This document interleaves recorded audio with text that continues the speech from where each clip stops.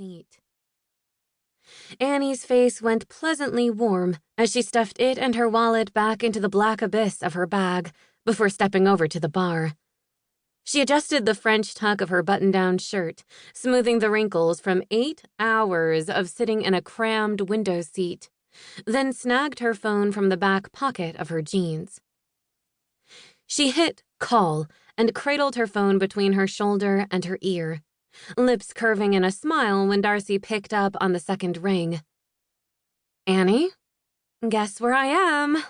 Annie answered in sing-song, sliding to the side to make room beside the coffee bar. Istanbul?"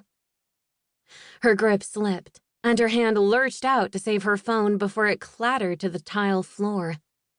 Her screen already had a decent-sized crack across it, a fine spiderwebbing that rendered the bottom left corner ineffective no matter how hard she pressed or swiped. "Why the hell would I be in Istanbul?" Darcy huffed. "You told me to guess.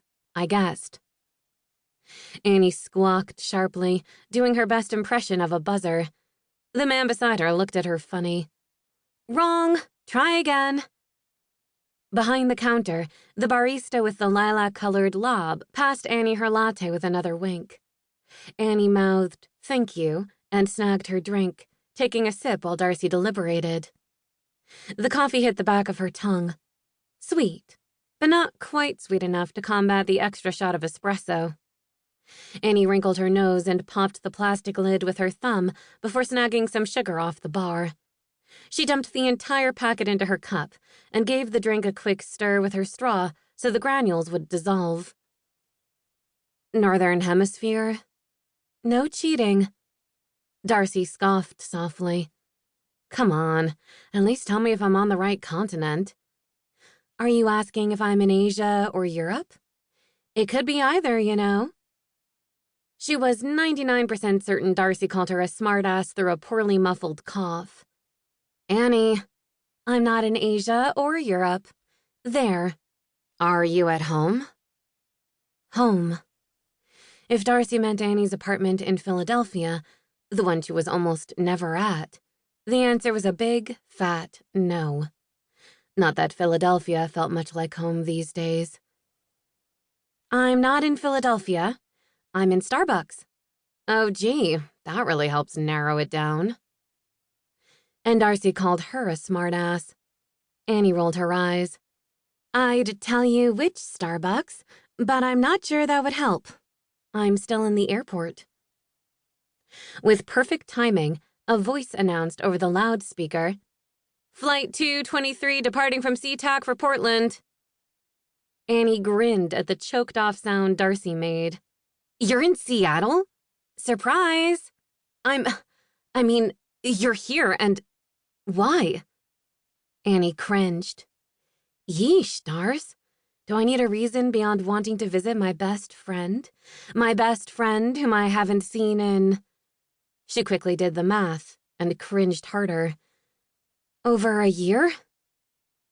It was the longest they'd gone without seeing each other since they became best friends in 5th grade.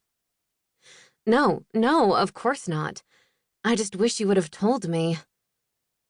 Annie juggled her drink, carry-on, purse, and phone as she stepped aside, clearing room for the customers still awaiting their beverages.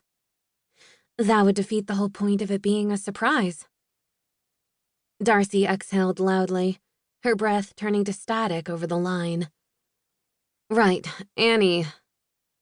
Darcy didn't sound nearly as excited to see her as she was to see Darcy.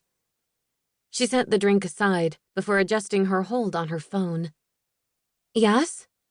I'm not in Seattle. I'm in Canada, on vacation." Annie palmed her face with her now free hand. "You? Take a vacation?" She huffed out a laugh. "Wonders never cease." Better Darcy discovered a work-life balance sooner rather than later. But did it have to happen now? Talk about terrible timing. "Ha ha," Darcy deadpanned before clearing her throat. "I'm in Vancouver. Elle and I are in Vancouver." "Ah."